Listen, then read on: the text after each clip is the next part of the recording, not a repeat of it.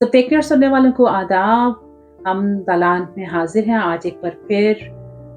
आज एक खूबसूरत दिन है और शम्मा को शामिल करते हैं गुफ्तगू में। शम्मा, वेलकम एंड अस्सलाम वालेकुम। वालेकुम सलाम। क्रिसमस की मुबारक मैरी हो आपको। क्रिसमस। Merry Christmas. आपको भी बहुत बहुत बहुत बहुत मुबारक हो। कैसा गुजरा है क्रिसमस का दिन? हाँ, बहुत अच्छा। तो बल्कि मुझसे पूछ रही थी मेरी बेटी कि क्रिसमस को उर्दू में क्या कहते हैं, तो मैंने उसे बताया कि बड़ा दिन।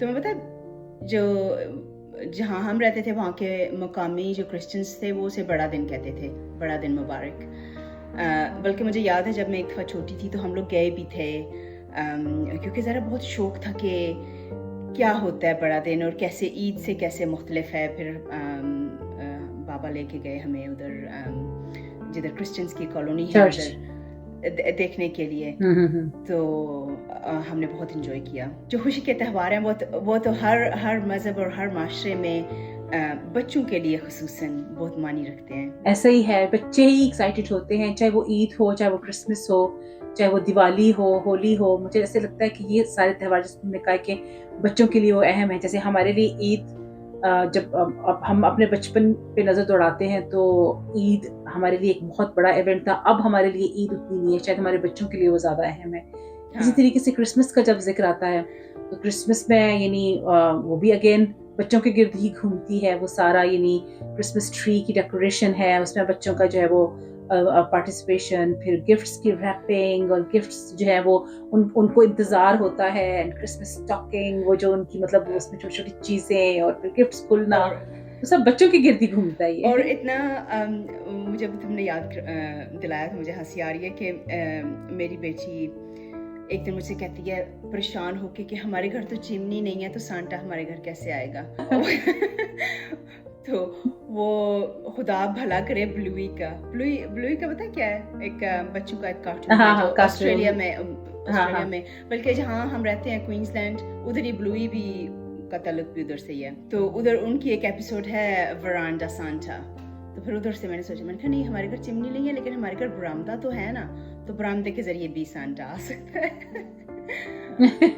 तो तब जाके चलो मसला हल उसकी हुआ। परेशानी दूर हुई थोड़ी कि तोहफे उसे मिलेंगे। चलो शम्मा, क्विकली मेरा ख्याल है मुझे तुमसे आज बात करने का दिल इसलिए भी था। आई नो क्रिसमस का दिन है और बिजी होगी तुम बहुत, लेकिन मैं ही चाह रही थी कि अब क्विकली इस चीज़ को डिस्कस करते हैं कि हम बीइंग मुस्लिम, ज़रा हम ईद भी मनाते हैं, हम अपने त्योहार भी मनाते हैं।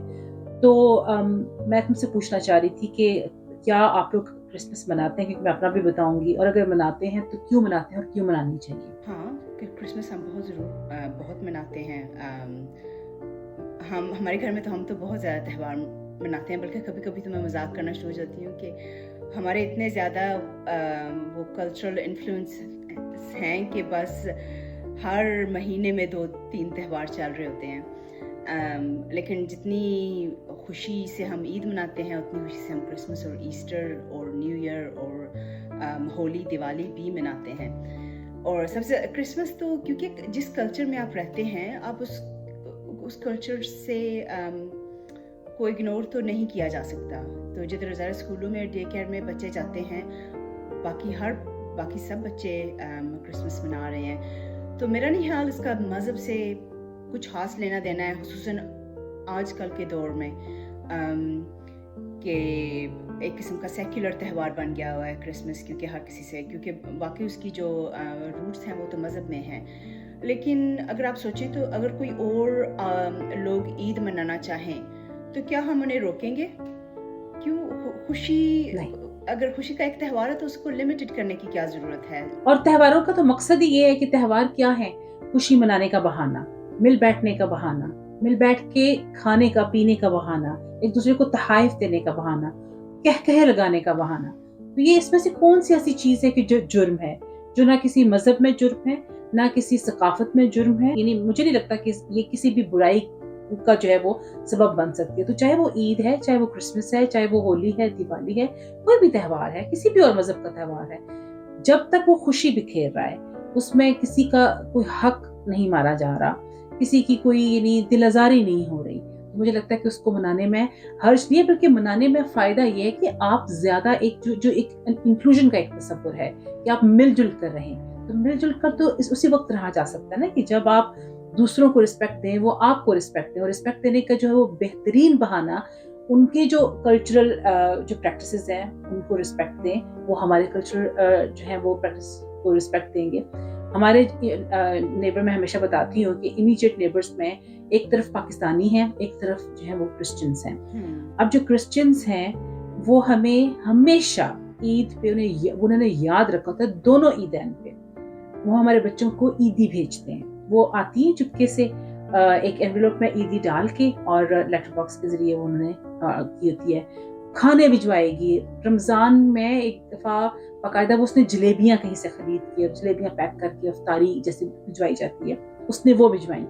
تو وہ اگر ہمارے ساتھ اتنا ہی نہیں، ہمارے تہواروں کو وہ یاد رکھ کے وہ منا رہے ہیں، ہم کرسمس کیوں نہیں منائیں گے؟ اور ہم بھی پھر کوشش کرتے ہیں کہ کرسمس پہ ہم یعنی باقاعدہ ان کے لیے تحائف لے کے آتے ہیں، ہم کو یعنی بنا کے پورے باقاعدہ دے کے آتے ہیں. تو اچھا لگتا ہے، اس سے محبت پھیلتی ہے، ہم ایک دوسرے کے زیادہ قریب آتے ہیں.